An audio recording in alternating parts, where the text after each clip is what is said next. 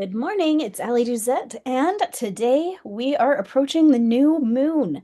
Mercury is in retrograde. We have about 3 weeks to work with this energy before we don't have another one until February 26th of 2026. So this is a powerful time to be clearing out some old gunk from our souls that has been there for a long time. So right now we're gearing up for a new moon that's going to be taking place during Mercury retrograde.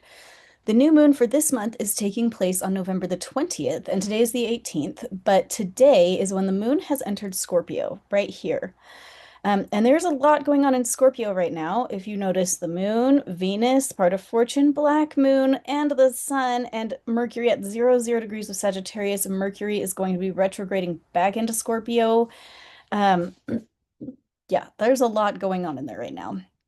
Mercury retrograde always gives us opportunities to rethink how we've handled our lives, but particularly for this month, having all of this stuff going on in Scorpio, we have an extra opportunity to review how we've been handling our own personal transformations. Like, how are you changing in your life?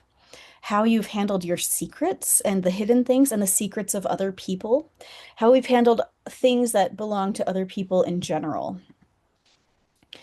The Scorpio moon is the deepest of the deep. The Scorpio is the deepest water sign. It feels things very deeply. Scorpio thoughts and feelings are deep and often hidden. Scorpio energy does not really love to be seen. It's like the scorpion that's hiding under the rock.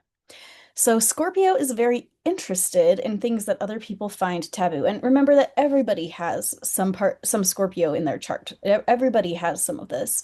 But people with a lot of stuff going on in Scorpio in their natal charts are going to be extra interested in things that other people find taboo. And right now that the moon is in Scorpio, all of that kind of energy is going to be triggered for all of us.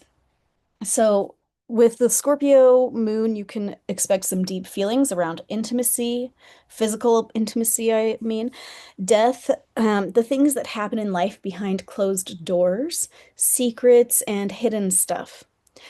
The transiting sun is here to illuminate all of those things. It brings light to the darkness. Everywhere that the sun goes in the chart, it's lighting up that region of our souls. And so, right now, the hidden things of our souls are being illuminated. By the time the new moon gets here in 2 more days, Mercury will have retrograded to be exact, both the sun and the moon. Mercury and sun and the moon are all going to be together at, I think, 11 degrees of Scorpio. I might get that wrong. We'll find out in a couple days. I have the chart ready. But having all of these three big players exact each other gives us a big opportunity to reset ourselves, to transform ourselves. Scorpio is all about transformation anyway, and every new moon is about resetting, a reset of that area of the chart that governs our lives. So we get to reset our inner hidden world, the part of us that has most been deeply touched by issues of sex and death.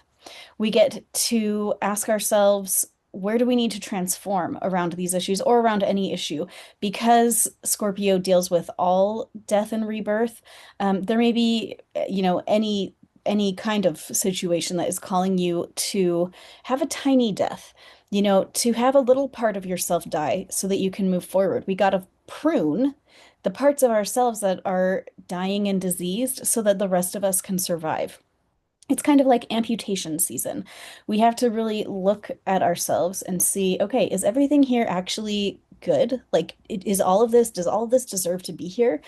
And some of us, is probably not perfect. And so maybe there's something in all of us that needs to go, And this is going to be a powerful time to choose to let things go. And it might be a little painful, but overall, it's going to be for the best.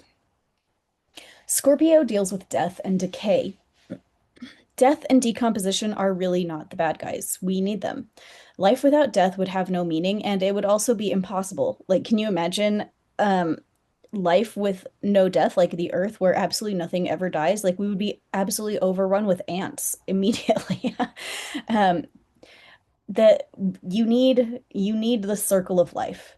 The circle, it's a circle. We have to have it. We have to have a constant um, life and death and decomposition and rebirth. We have to have it.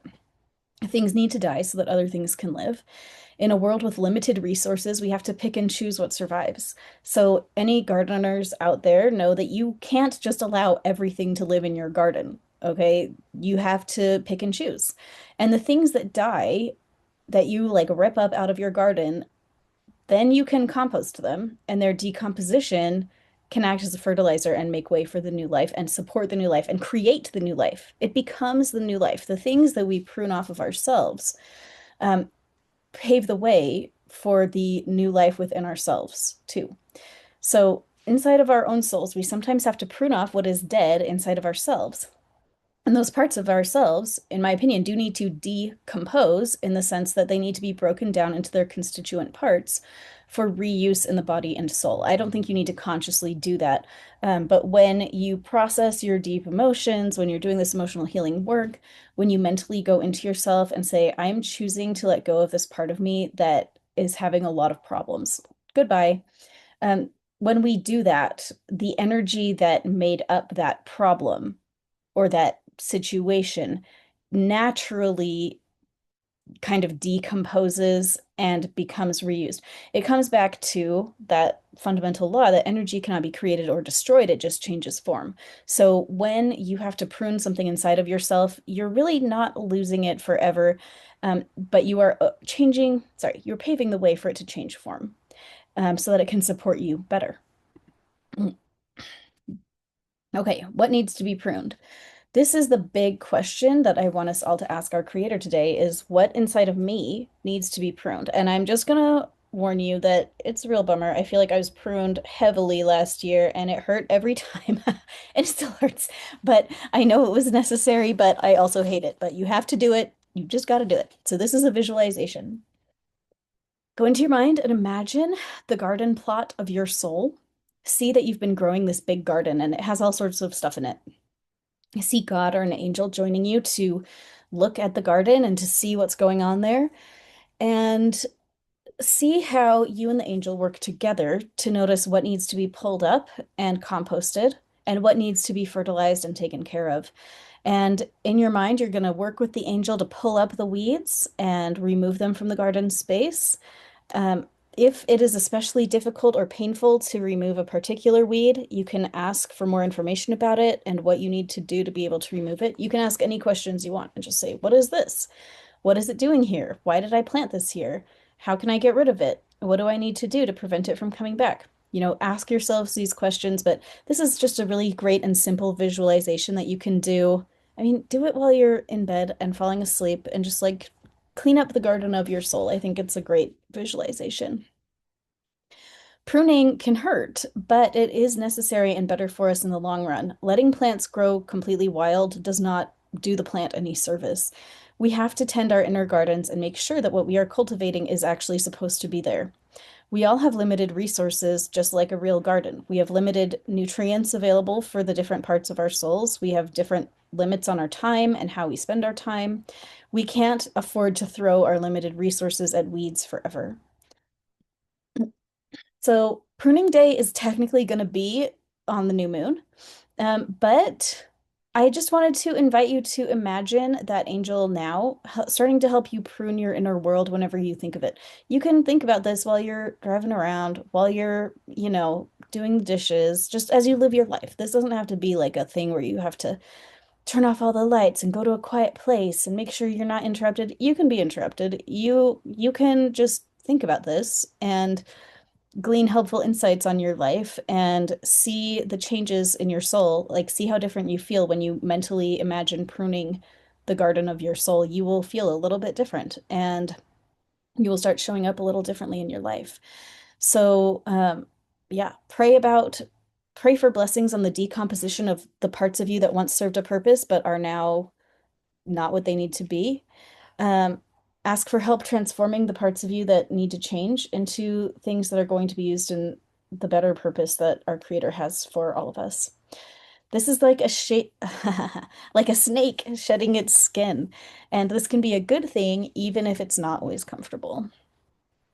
Okay, these are some recommended sessions for today. I thought of the surrender session, which I love because it helps us like let go of our obsessive clutch on whatever we think that we want. Like have you had those situations where you've had to come to terms with like you are not getting it? Like we have to let go. We have to let go of this. That's what the surrender session is all about, like coming to terms with that. And that's a great session for when we're pruning.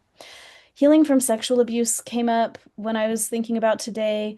Um, if you need it, there it is. Go find it. Releasing grief is going to help us, as we go through the pruning process, we'll have some things that we grieve the loss of, and releasing our grief about that can be very helpful. So, anyway, tune into your own soul if you feel like you want a session today. These are some that you could pick from. You don't obviously have to do any. Um, okay, thank you guys for being here, and I will see you tomorrow.